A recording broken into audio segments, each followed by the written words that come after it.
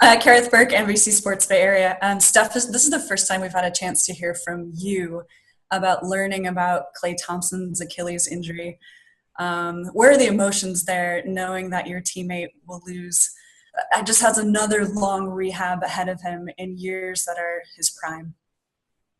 I mean, it's tough. There's no getting around that. A lot of excitement and anticipation of getting him back, and it being that draft day was tough. I called it a gut punch, but it was emotional for sure because you want the best for him. He deserves the best that this game has to offer, and I know he was working hard to get back, but he'll bring that same effort, commitment, and focus to this rehab, and we as his teammates have to have his back and try to be positive and uplifting through the whole process because it's tough. There's no denying that. So he's young. He's got a lot of amazing years left. We believe that truly and fully, and I know he does. Talked to him a couple of times last week or so since the surgery, and he's same old Klay on that front. So it's gonna be a tough year without him, and next year hope to have him back. What's up, Steph? It's Anthony Slater with The Athletic. Considering the shifting components of this roster, do you expect to run more pick and roll, to be kind of a higher usage offensive player this year? I'm sure I'll be a part of it, but it's all going to be a quick learning curve. I know Coach has some thoughts. I have some thoughts. We have a pretty talented team. It may look different, but we have a lot of youth, athleticism, length, speed, and the ability to do a lot of different things out there. I have to be able to create. I got to be in positions where I'm able to score, able to play make, draw a lot of attention, to open up space on the floor, whether that's pick and roll, every other possession, or whether that's our motion offense that we usually love to play. Whatever combination, it's going to be everything on the table, and we'll see what works, what doesn't, and we're going to have to adjust on the fly because this training camp situation is different than anybody has ever experienced before, and it's not ideal, but it's what it is. It's the reality. So we got to be able to get as much improvement in chemistry as quickly as possible. Steph, Jason Dumas, Confor Sports, you kind of just walked me into my question. You've been cooped up for a while with everything going on with this pandemic and your guys' season ending early because of COVID last year. How excited are you just to get back out there on the court, and maybe what specifically are you most excited about getting back to some semblance of normalcy when it comes to playing basketball? Yeah, man, watching the bubble was weird. It was nice to be a fan for a little bit, but I definitely want to be playing competitive basketball in games that matter. But like you said, I've been playing the waiting game since last March, and for me especially, I only play 5 games in the calendar year, so it's there's a lot of excitement to get back out there. When we were able to get some of the guys together, it was a different energy that you miss about being in the locker room, being in the weight room, being on the court, and having a group come together to try to accomplish, a common goal. So,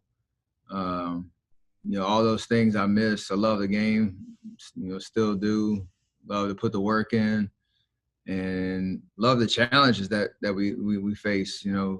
Every year there's a different narrative. There's something that you need to focus on. And for us, the newness of everything has brought a new life. So whenever we do get the whole group together for training camp and start preseason games, it's going to keep building day after day in terms of getting back to whatever the new normal of NBA basketball is.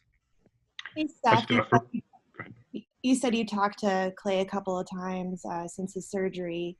How is he dealing with all of this? How does he sound? What were kind of your impressions of all of that? It hasn't killed his spirit. We know how,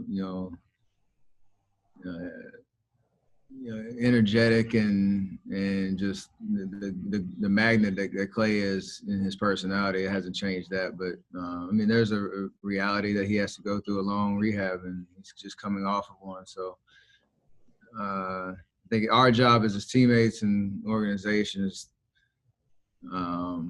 obviously be there for him, but to try to just make things as normal as possible in terms of having fun around the game and around, you know, the locker room and stuff like that, so that you can kind of take his mind off of the day-to-day grind of what he has to go through. But like I said, if there's one guy that can withstand this and can come back and not let this kill his spirit, it's definitely Clay. Hey, Steph, it's Ron Krejcik from the Chronicle. I'm curious about Kevon Looney. I mean, a lot of attention, obviously, to James Wiseman at center, but how important can Kevon be as the one big guy who's played a lot with you and Draymond? Obviously trying to get back healthy again. And quick, unrelated golf question, how glad are you that Phil has finally stopped talking? I think I still have nightmares. Nightmares and, I guess, fantasies of, like, all the things he was talking about that maybe I can implement into my golf game at some point down the road. But for Loon, like, we know what he's about. We know he's a gamer. We know what he brings to the table on both ends of the floor. He's such a high IQ player that knows where to be, the right times. Defensively, he's a plug for us and can play, you know, 1 through 5, you know, be able to switch. Great communicator. And we just want him healthy, want him out there. You know, like you said, Wiseman and Marquise, they have a lot to add and to offer to our team. But Loon is the guy that, you know, like you said, has been there before, has played in big games, has finished games for us in the playoffs, knows what that atmosphere is like, knows where he can be valuable and he can impact the game. And if he's healthy, we have all, you know, the confidence in the world that he can do that. So I'm excited for him to, you know, have that opportunity to just play basketball again and not have to worry about, you know, is he going to be able to because of his body. Hey, Steph. Thank you, Steph. Hey, everybody. Hey, everybody. One at a time, everybody. Raise your hand. Go ahead, Ethan. Okay. Steph, I know you have that history with Nico Mannion. Haven't been at your camp. I'm wondering if you've had conversations with him. And if you see any of your role as teaching or mentoring a young point guard coming into the league.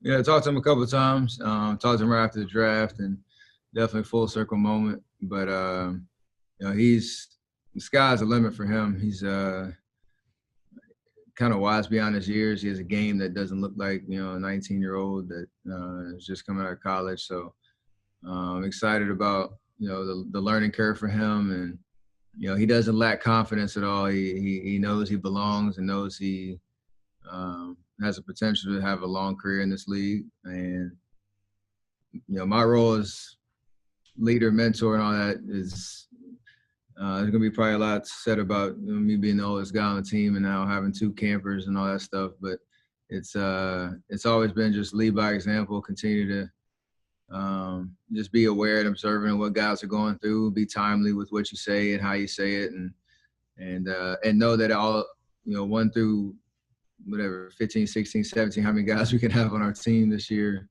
are going to have to, you know, have an impact at some point. And that's the, you know, the through message for the entire season. And it starts, you know, as soon as we can get everybody in the gym safely. Hi, Steph. Janie McCauley. Nice to see you. Given how, you know, you wanted to keep playing, but given the situation, you've had a lot of opportunities to do more work off the court in terms of social injustice and just making an impact. Instagram Live with Dr. Fauci, with President Obama. What has all of that meant to you? And we've heard from a lot of college student athletes who are taking a stand on their campuses and saying that guys like you and LeBron and the women's soccer team, the professional athletes, are inspiring them to make a difference, a positive impact going forward. And what has all of that meant to you, and to see the young people following your lead? It means the world. I mean, y'all have heard me say it plenty of times. I've been blessed to have this platform, and you choosing to use it is something I committed to. It's about expanding yourself when you have the opportunities to, knowing that your words, where you show up, can move the needle, can impact people's lives. And I think we've seen a lot of participation, engagement, energy around certain conversations that need to be had.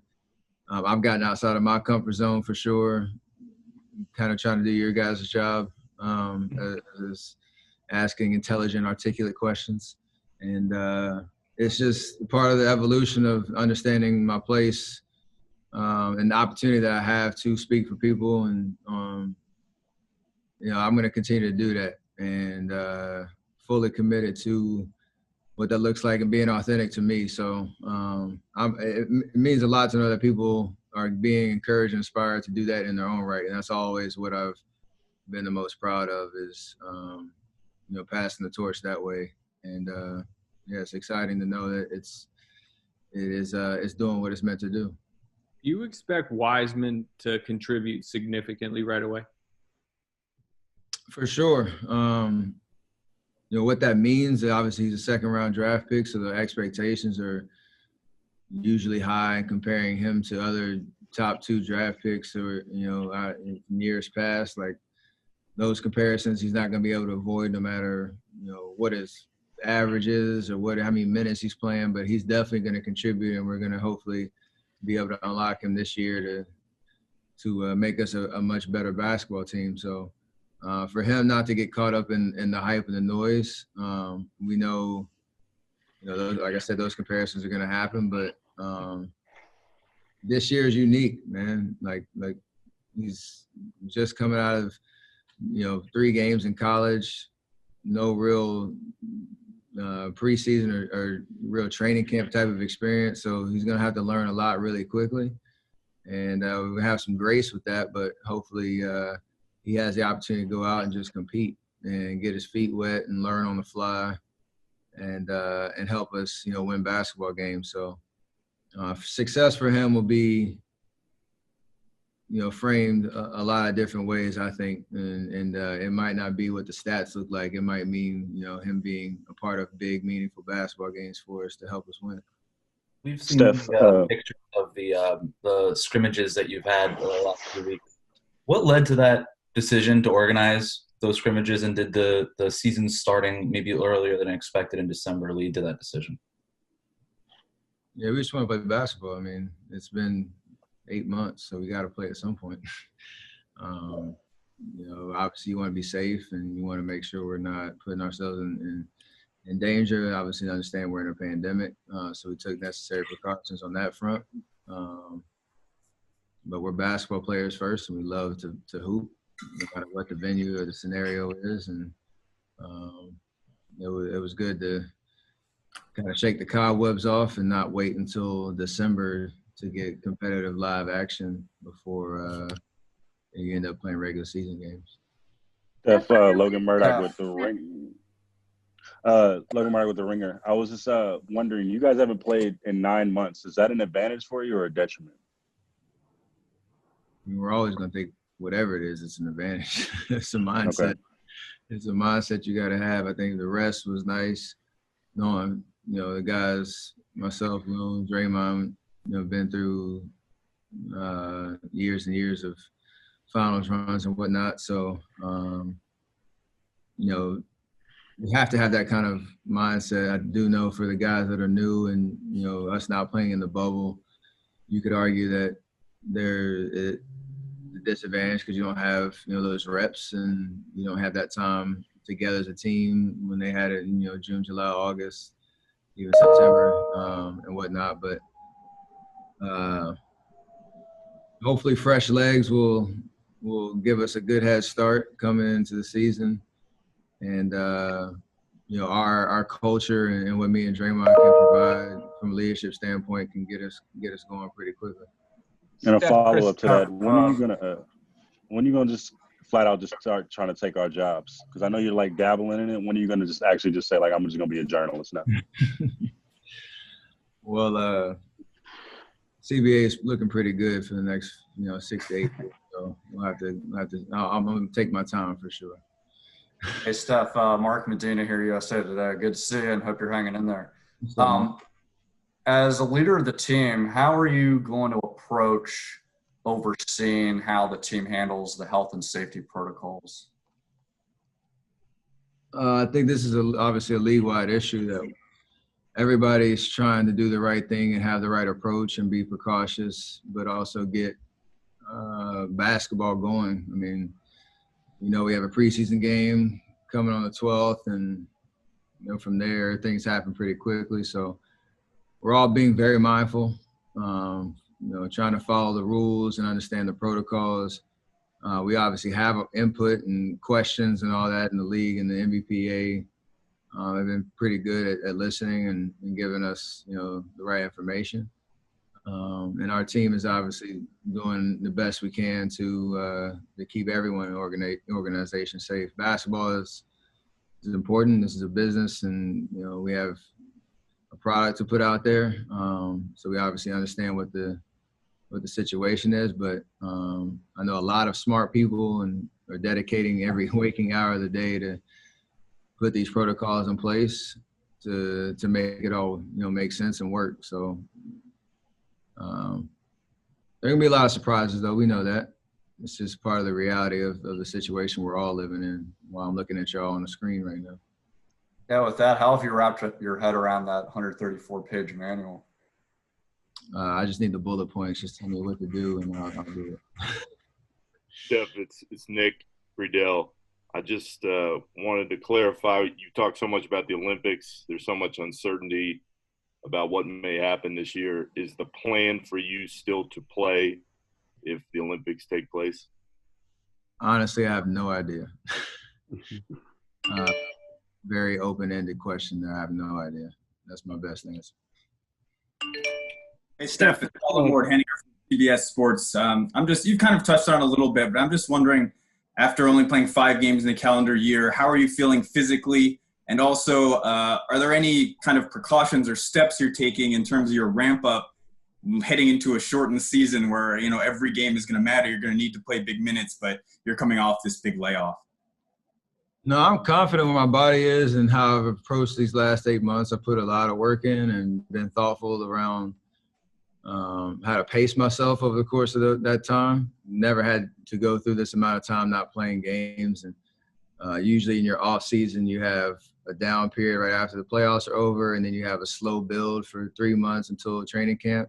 This one, you kind of had a little, more rhythm to it in terms of build up and rest and doing that over and over and over again. So I thought I benefited from being thoughtful and trying to be proactive on that sense. The only unanswered question is, for all of us, the entire league, the 8 teams that weren't in the bubble and even the teams that were, is, our bodies are so used to a certain calendar schedule of when we, get started and when we build throughout the season and when we peak during the playoffs. And it's different now. We're starting in December. So everybody's going to have to answer that question, how their bodies react, and to your point around the schedule and how close the games are. Got to do whatever you can to get your recovery in and find ways to be, fresh and sharp for every game.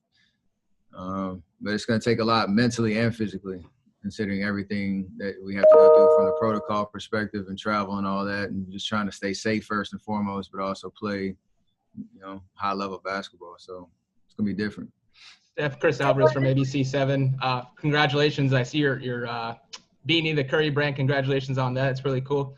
You talked about the schedule, and we're seeing some rumors of you playing Brooklyn and Milwaukee to start. So if that's the case, what are your thoughts on seeing Kevin right away and some of those early games that we're seeing, at least in the media here? It's exciting, man. Throw us right into, the familiarity with obviously with K, but also just teams that are expected to be at the top of each, conference or of the Eastern Conference, and then kind of get a good gauge of where we are, right out the gate. So you have to play every team at some point. I know the excitement around the NBA being back and, the Christmas Day slate and all that. So it's going to be dope. I got to figure out what we're going to do in Milwaukee for Christmas. But other than that, it's going to be pretty awesome just to be playing basketball again. So I'm excited, man. It's gonna be here before you know it. All right, let's do one last question. He's got to get out of here. Steph, it's Monty Poole, NBC Sports Bay Area. How you doing, man? What's up, Monty? You and Draymond came into the NBA as underdogs. 7-8 years ago, you guys were still underdogs. Then you hit the point where you guys were the favorites, you know, super villains or whatever. Now, listen to the noise and what's going on outside. It seems like you back in an underdog role. I'm just wondering how it hit you to hear that the Warriors might not have what they used to have. I hear it. It doesn't sink home at all. So, you know, it is what it is. I didn't get big-headed when they picked us first in the league.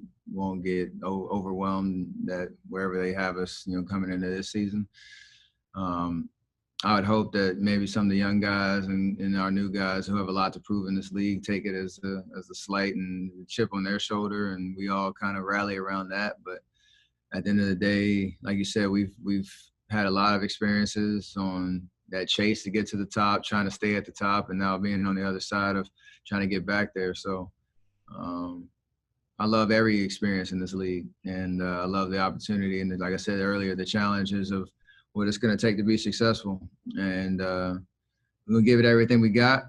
And there's no other option other than that. So I'm excited, man. It's just, again, to play basketball, be blessed to have the jobs that we have, you know, knowing that there's a huge pandemic that is still going on.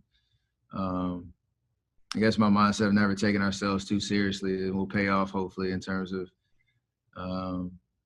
just grind and be in the moment and understand, you know, we have a great opportunity in front of us.